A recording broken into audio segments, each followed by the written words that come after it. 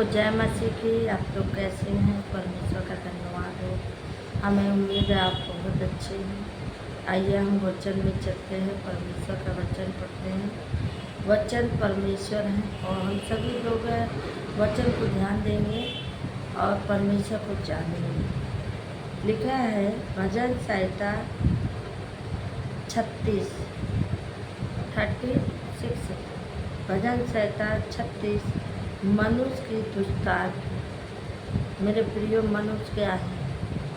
मनुष्य की दुष्टांत। आइए इस वचन को हम सभी लोग सुनेंगे, क्योंकि दाऊद ने इस वचन को बोला है। पढ़िए। दुष्ट जन का अपराध मेरे हृदय के भीतर यह कहता है कि परमेश्वर का भय उसकी दृष्टि में नहीं है। हालेलुया। यहाँ पे दाऊद बोलता है दुष्ट जन का अपराध मेरे हृदय के भीतर यह कहता है। दुष्ट जन का अपराध मेरे भीतर यह कहता है कि परमेश्वर का भय उसकी दृष्टि में नहीं है। मेरे प्रियो, आजकल किसको डर है? किसी मनुष्य को डर है कि परमेश्वर कुछ भी कर सकता है। वो प्रभु को नहीं डरते हैं। आजकल कोई भी मनुष्य परमेश्वर का डर नहीं है कि परमेश्वर देख रहा है। आगे बढ़िए। वह अपने अधर्म के प्रकट होने और घृणित ठहराने के विषय अपने मन में चिकनी चुपड़ी बातें विचारता है। मनुष्य क्या मन में क्या उत्पन्न होता है? उसको मन में तरह तरह की बातें होती है। कहते हैं, बहुत से लोग कहते हैं मैडम मुझे नींद नहीं आती है, मैं रात भर चिंता, पता नहीं क्यों सो नहीं पाता हूँ। रात भर मेरे दिमाग में कुछ ना कुछ चलता रहता है, यानी हमेशा रात भर चिंता में लगा रहता हूँ। यहाँ पे कहता है वह अपने अधर्म के प्रकट होने और घृणित ठहराने के विषय अपने मन में चिकनी चुपड़ी बातें विचारता है। यानी जो भी काम किया वो नींद नहीं आती। क्यों नहीं आती? क्योंकि कोई ना कोई दिमाग में टेंशन बना रहता है और मन में वो बातें चलती रहती है कि इसी तरह पूरी रात बीत जाता है और पूरा दिन भी बीत जाता है। हालेलुया। आगे।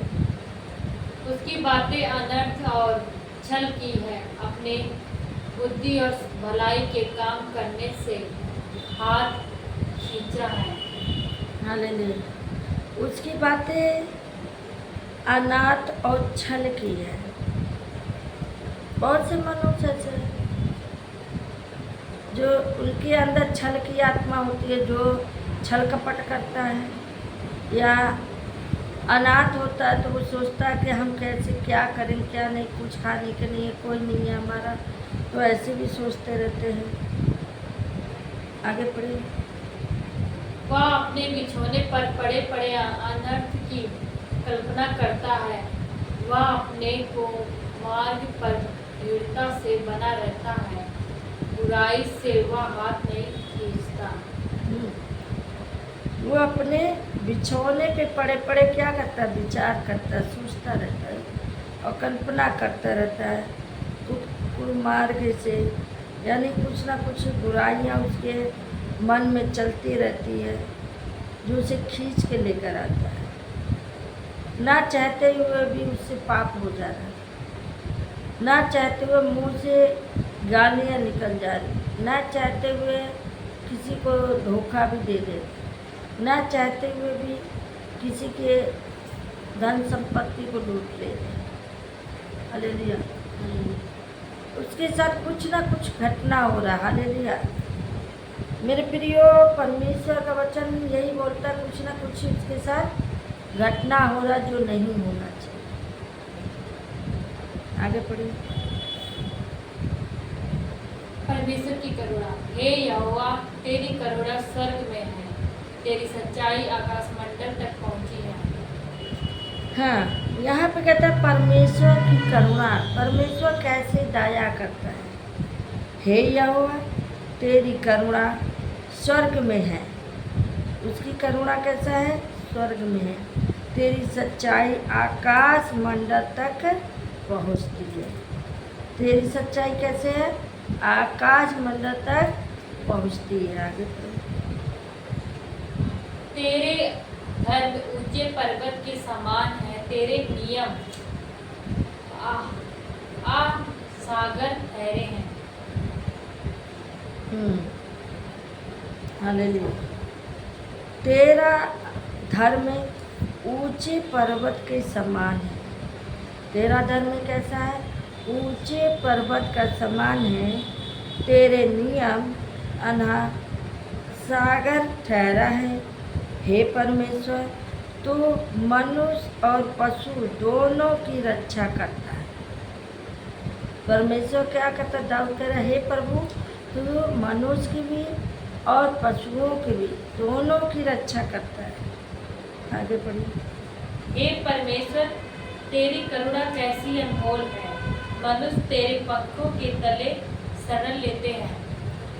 हे परमेश्वर, तेरी करुणा कैसी अनमोल है, तेरी दया कैसी अनमोल है।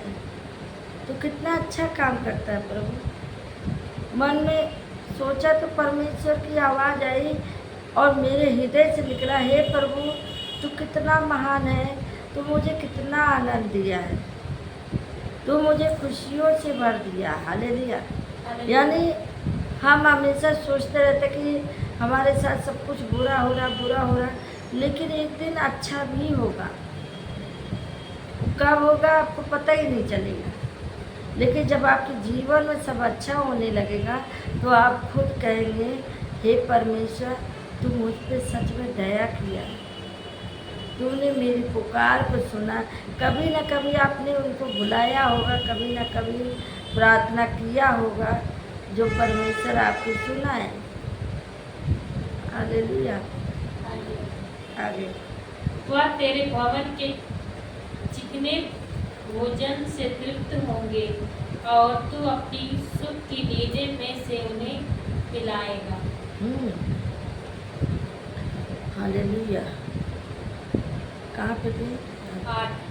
वे तेरे भवन के चिकने भोजन से तृप्त होंगे और तू अपने सुख की नींद में से उन्हें पिलाएगा। प्रभु, तेरे भवन में कितना आनंद मिलता है, कितना खुशियाँ मिलता है। प्रभु, जब तेरे शरण में मैं बैठते प्रार्थना के लिए तो मुझे बहुत खुशी मिलती है कि मैं अपने प्रभु से मिलने जा रही हूँ।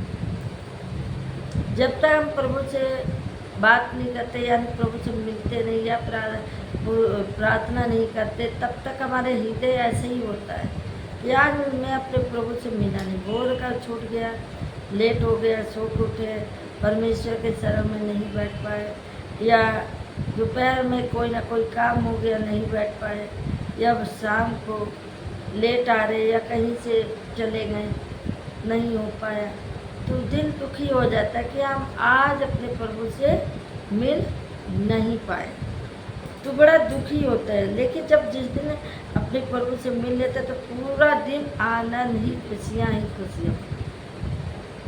हालेलुया।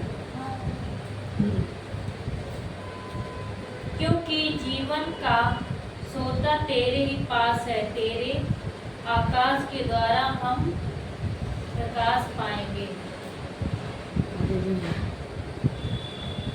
यहाँ पे कहता है, क्योंकि जीवन का सोता तेरे ही पास है। हे प्रभु, जीवन की जल तेरे ही पास है, जीवन का सोता तेरे ही पास है।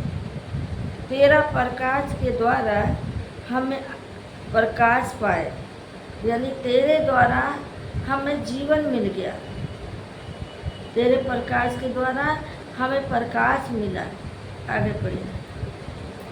अपने जानने वालों पर करुणा करता रहे और अपने धर्म के काम सीधे मन वालों में करता रहे।